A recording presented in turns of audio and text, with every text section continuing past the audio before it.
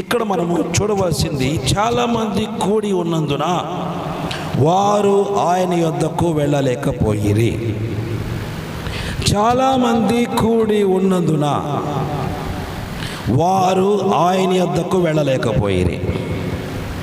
ప్రభు దగ్గరికి వెళ్ళాలంటే చాలా ఆటంకాలు ఉంటాయి. చాలామంది అడ్డున్నారు. ఈ లోకంలో క్రీస్తు దగ్గరికి వెళ్ళాలంటే చాలామంది మనుషుల్లాగా చాలా ఆటంకాలు అడ్డుగా ఉంటాయి. చాలా అడ్డుబండలు అడ్డుగా ఉంటాయి. చాలా భయంకరమైన కార్యాలు మన ముందుంటాయి. ప్రభు దగ్గరికి వెళ్ళాలంటే అనేక ఆటంకాలు. ప్రభు దగ్గరికి వెళ్ళాలంటే అనేక ఇబ్బందులు. దేవుని యొక్క ప్రశస్తమైన ప్రాంతానికి రావాలంటే గుండెలో దడ మొదలైద్ది. ఎందుకని? ఇంకొంతమంది దగ్గరికి అసలు పోరు. ఎవరో తెలుసా? వాడి దగ్గరికి వెళ్తే టుపుక్క నా గురించి చెప్పేస్తే వాడి దగ్గర పోరు. కొంతమంది సంఘానికి రాను కూడా రారు, మానేస్తారు అవసరం అయితే. ఎందుకంటే ఏదో ఒకటి చెప్తారా, బాబు లోపం ఉంది. ఎందుకు చెప్తారు? సరి చేసుకొని బ్రతికి ప్రభు దగ్గర బ్రతుకురా అని చెప్తారు. అంతేగాని వీడు పెద్ద గొప్పోడని చెప్పడం. కానీ అటువంటి దగ్గరికి వెళ్ళడానికి భయపడతారు. అసలు వాళ్ళ జోలు పోకుండా ఉంటారు చూడు. వాళ్ళ దగ్గరికి క్యూ కట్టుకొని ఫ్యామిలీ టూరిస్టులకు పోతారు. దేవుని స్తుతి కలుగునగాక. ఎక్కడికి?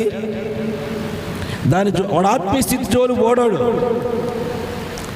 అక్కడ ఏ అడ్డుబండలు ఉండవు, ఏ ఆటంకాలు ఉండవు.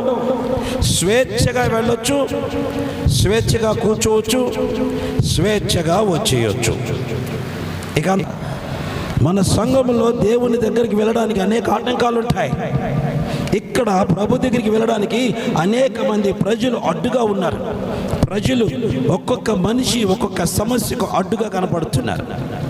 ఒక్కొక్క మనిషిని నెట్టుకుంటూ ప్రభు దగ్గరికి పోవాలా అనగా ప్రతి సమస్యను నెట్టుకుంటూ ముందుకు వెళితే నువ్వు ప్రభు దగ్గరికి వెళతావు.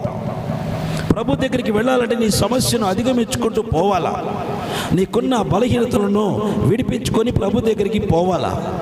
నీవే సరైన మార్గం నడవకపోతే నీ పిల్లలే ఉన్న మార్గం నడుస్తారు. నీవే మార్పు చెందకపోతే నీ బిడ్డలే మార్పు చెందుతారు.